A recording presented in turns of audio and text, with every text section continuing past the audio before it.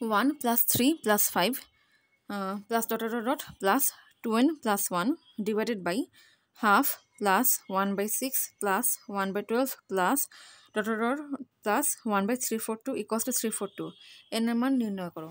আগে লব নিয়ে কাজ করব।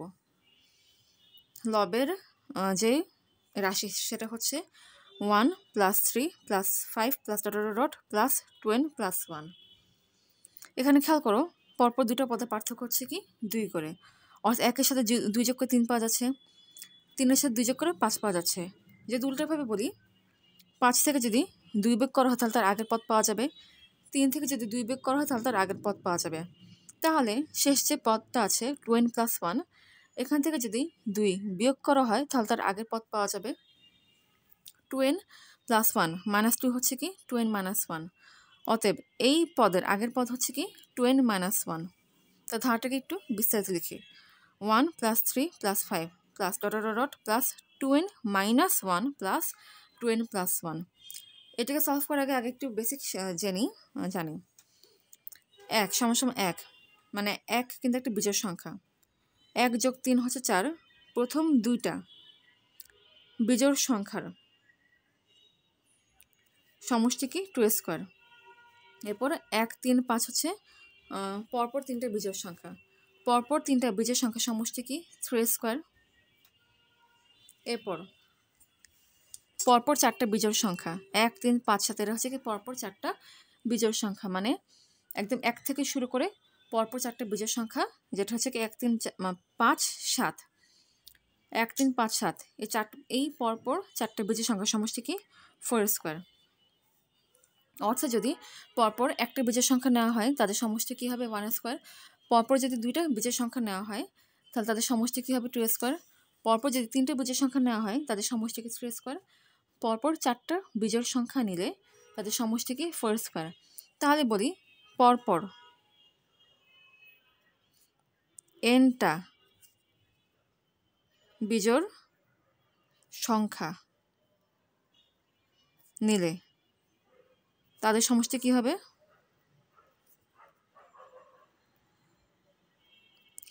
n square. এখন এই ধারাতে আসি।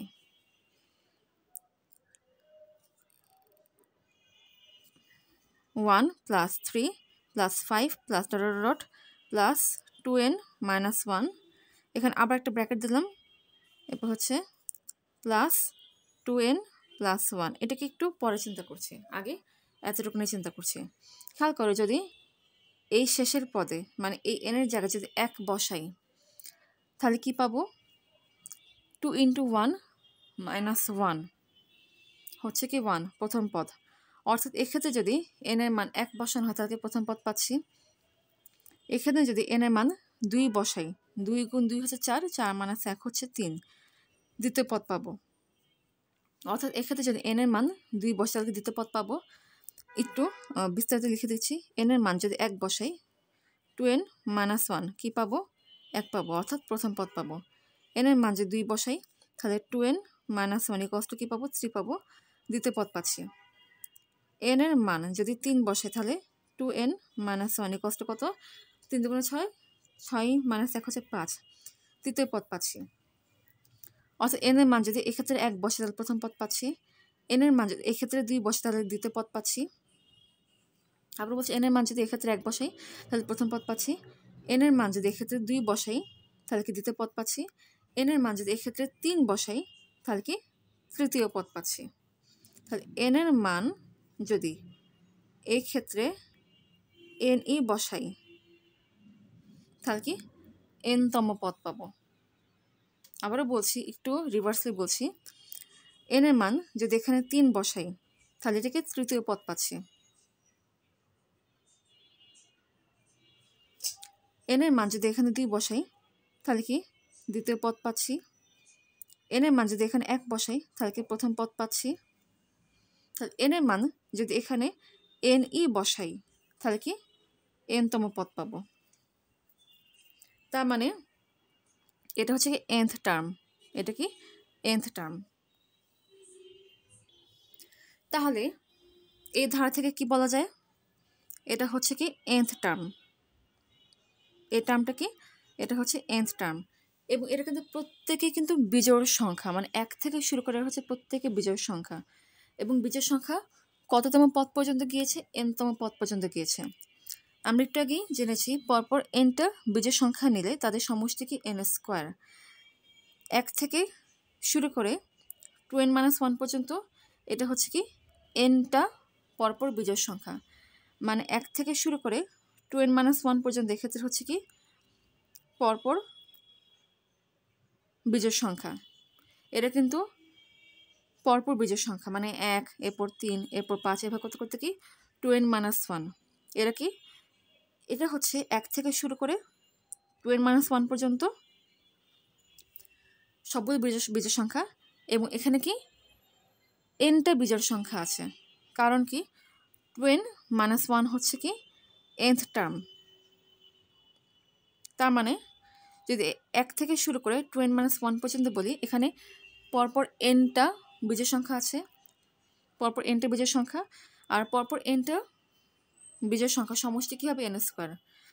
পরপর nটা বিজোড় সংখ্যা সমষ্টি কি n স্কোয়ার।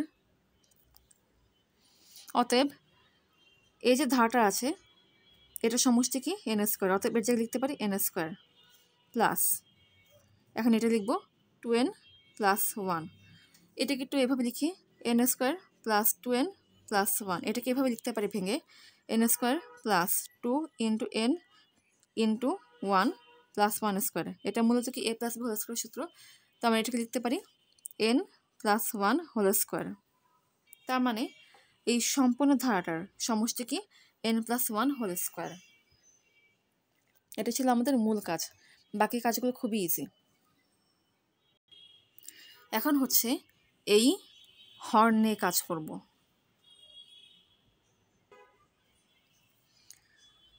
হাফ এই সংখ্যাকে এভাবে লিখতে পারি 1/2 ইন্টু 1 প্লাস এই সংখ্যা লিখতে পারি 1/3 ইন্টু 2 প্লাস 1/12 এই সংখ্যা লিখতে পারি 1/4 ইন্টু 3 প্লাস ডট প্লাস 1/342 এই সংখ্যা লিখতে পারি 18 গুণ 19 সমান সমান। এখন উপরে লিখতে পারি এই 1কে 2-1/2 ইন্টু 1 প্লাস এক্ষেত্রে লিখতে পারি 3-2/3 ইন্টু 2 প্লাস এক্ষেত্রে এই 1কে লিখতে পারি 4-3/4 ইন্টু 3 প্লাস ডট প্লাস এই 1কে লিখতে পারি 19-18 হিসেবে বাই 18 ইন্টু 19।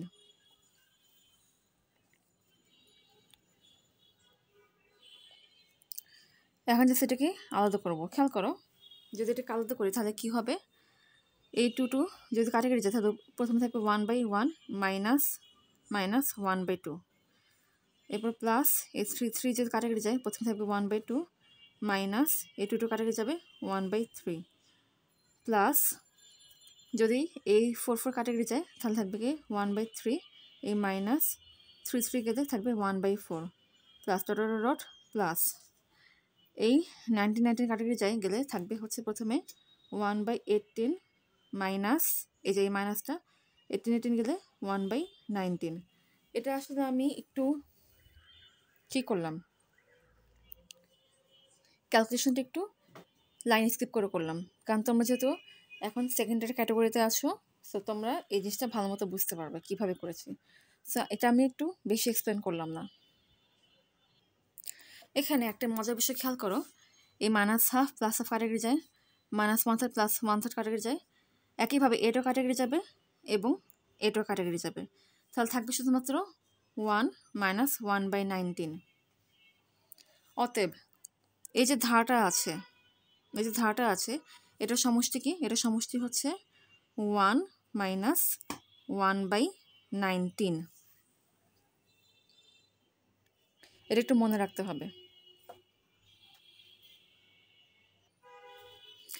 এই ধারাটার সমষ্টি কত পেয়েছি 1 - 1/19, এটাকে লেখা যায় 19 - 1/19 ইকুয়ালস টু 18/19। তো এখন আমরা মূল কাজটা করি।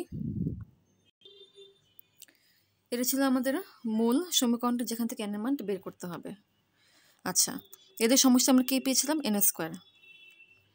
বাই এদের সমষ্টি কী পেয়েছিলাম 18/19 ইকুয়ালস টু 342 অতএব n স্কোয়ার ইকুয়ালস টু কী হবে 18/19 ইন্টু 342 ইকুয়ালস টু 18/19 সরি আমি এখানে একটু ভুল লিখেছি এটা সমষ্টি পেয়েছিলাম n প্লাস 1 হোল স্কোয়ার এটা সমষ্টি পেয়েছিলাম n প্লাস 1 হোল স্কোয়ার অতএব এক্ষেত্রে বসবে n প্লাস 1 হোল স্কোয়ার ঠিক আছে তাহলে এখানে বসবে n প্লাস 1 হোল স্কোয়ার আচ্ছা ইন্টু 342 এই সংখ্যাকে লেখা যায় 18 ইন্টু 19 কাটাকাটি যায় তাহলে কি বলা যায় n প্লাস 1 হোল স্কোয়ার হচ্ছে কি 18 স্কোয়ার তাহলে n প্লাস 1 এটার মান কী হবে 18 সুতরাং n এর মান কী হবে 17 কারণ 18 মাইনাস 1 হচ্ছে 17 অতএব n এর মান হচ্ছে 17 এটাই অ্যান্সার